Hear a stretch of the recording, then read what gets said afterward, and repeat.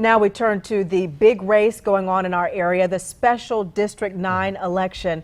The polls scheduled to open bright and early tomorrow morning at 6:30 a.m. Dan Bishop facing off with Dan McCready in the 9th Congressional District. The special election happening because of the election fraud investigation. Our government reporter, Joe Bruno, blew that investigation wide open last year, and he's followed every development since. And today he spent the day with both candidates. He joins us tonight in Fayetteville, where the president and vice president just rallied for Dan Bishop. Joe? The nation's eyes are on the 9th Congressional District. From South Park to Bladen County, voters will head to the polls for what some are calling a referendum on President Donald Trump's presidency.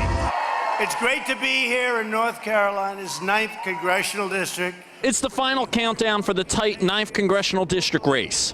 To fire up supporters and motivate people to get out and vote, Republican Dan Bishop brought in Vice President Mike Pence and President Donald Trump. A vote for any Democrat in 2020 and a vote for any Democrat tomorrow in North Carolina is a vote for the rise of radical socialism and the destruction of the American dream. Throughout this whole race, Bishop's pitch to voters has been to send him to Congress to be a reliable vote for the president. Bishop is promising to be a strong supporter of the Second Amendment and tough on immigration. Mr. President, we're not tired of winning. He is facing Democrat Dan McCready,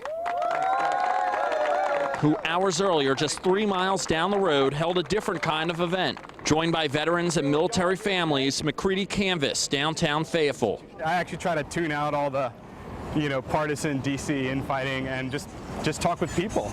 I mean, this is an old school grassroots campaign. We are talking with everybody.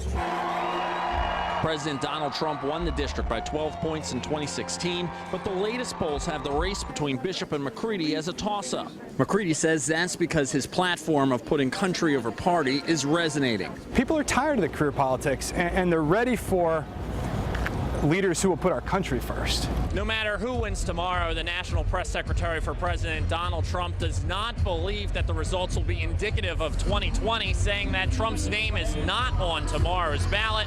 The polls open at 6:30. They will close at 7:30 in the evening. Back to you. Vice President Mike Pence also campaigning today. Channel 9 was one of 4 media crews following the vice president's motorcade as he rallied voters at Wingate University alongside Dan Bishop. The pair then thanked a group of Republicans working this phone bank and then hit the phones themselves. The pair ended the night in Fayetteville, where they joined the president at that rally. Channel 9 is your election source for District 9 and several other local races tomorrow. We'll have coverage on TV and the WSOC app all throughout the day and night.